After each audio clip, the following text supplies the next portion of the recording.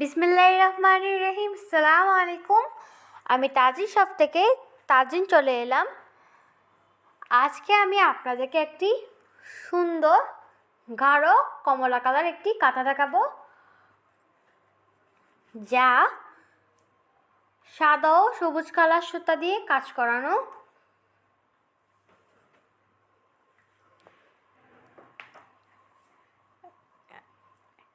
7 by 8 fit twill কাপড়ের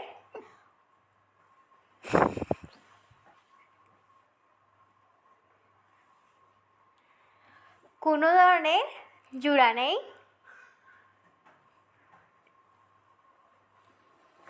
নিতে চাইলে তাজিন শপে ভিজিট করবেন।